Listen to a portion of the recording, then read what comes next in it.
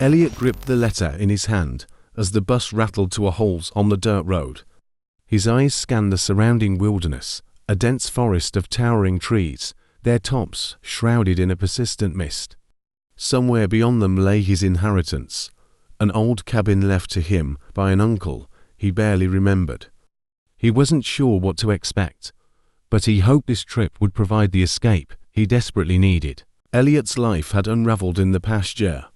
His job had been downsized, his relationship had collapsed, and the weight of failure sat heavily on his shoulders. The idea of fixing up the cabin, and perhaps selling it, seemed like a productive way to reset his life. The cabin appeared as he crested the hill, its silhouette crooked and weathered. The roof sagged, and the walls were streaked with moss. It was clear no one had lived there for years. He approached cautiously, noting the eerie silence that enveloped the woods. No bird song, no rustling leaves, just a heavy, unnatural stillness.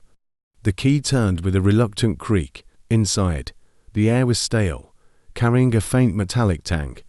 The furniture was covered in dust, and cobwebs clung to the corners. Among the clutter, Elliot found an envelope on the kitchen table, addressed in his uncle's shaky handwriting. "Do not trust the whispers."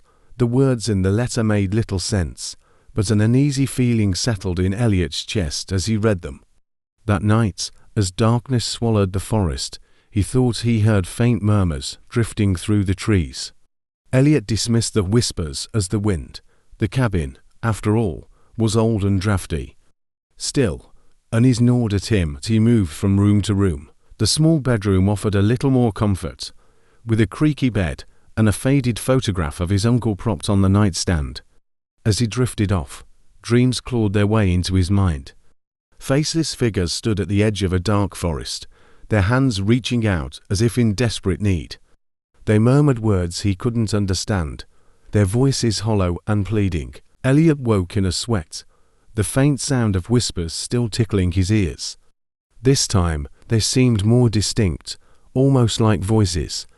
He lit a lantern and glanced out the window, but all he saw was darkness and the faint outline of the trees. The next morning, he explored the cabin further. Behind the old armoire, he found a locked chest. He tried to pry it open, but the latch wouldn't budge. Leaving it for later, he turned his attention to the woods. Standing at the tree line, he felt an odd pull toward the shadows. He shook it off and decided to focus on cleaning up instead. By afternoon, Elliot had noticed odd markings carved into the walls of the cabin. They weren't decorative, but deliberate symbols that felt older than the house itself. He traced one with his finger, shivering as he felt a strange vibration in the wood. Deciding to investigate further, Elliot ventured into the woods with a flashlight. The trees seemed closer together than they had from the cabin, their gnarled branches twisting like skeletal hands.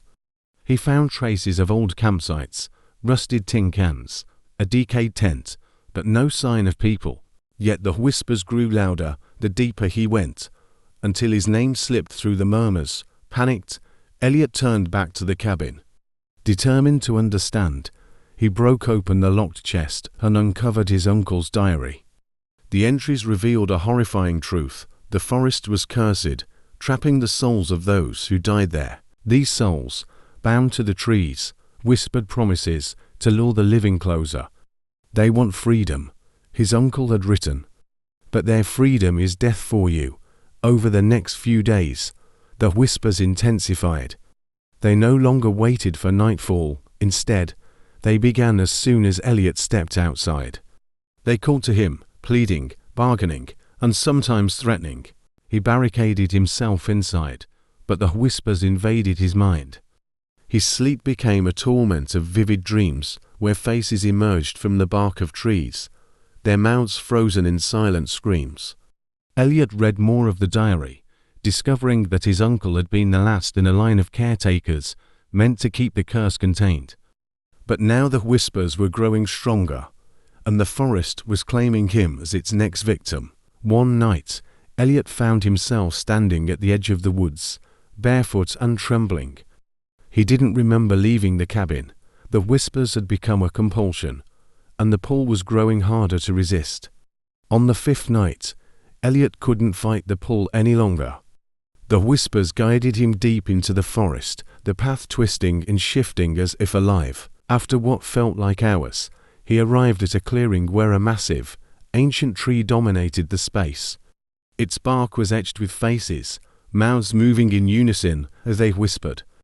The voices revealed their intent, to take his life as a vessel to escape their prison. They promised him release, peace, and even redemption, but their desperation twisted into malice when he hesitated. The tree's roots began to move, wrapping around his legs. As the spirits bore down on him, Elliot remembered the ritual described in the diary, his only chance to destroy the curse. Elliot clawed at his pocket, pulling out a knife to carve the sigil his uncle had sketched into the diary. The tree thrashed as the sigil began to glow, the faces screaming in agony. A searing light erupted from the carving, spreading through the clearing and into the forest. The whispers turned into wails, then silence. The tree collapsed into ash, and the forest grew still once more. Elliot stumbled back to the cabin, his body battered but alive. He knew the spirits were gone, but the weight of what he had done lingered. Elliot left the forest the next morning, selling the property to a real estate agency without explanation. Back in the city, life returned to a semblance of normalcy, but his nights were haunted by dreams of the forest. Sometimes, he swore he could hear whispers in the wind. Months later, a lone hiker stumbled across the cabin, now inexplicably restored. As he approached, he heard faint whispers drifting from the woods, promising secrets and salvation. The cycle had begun once again.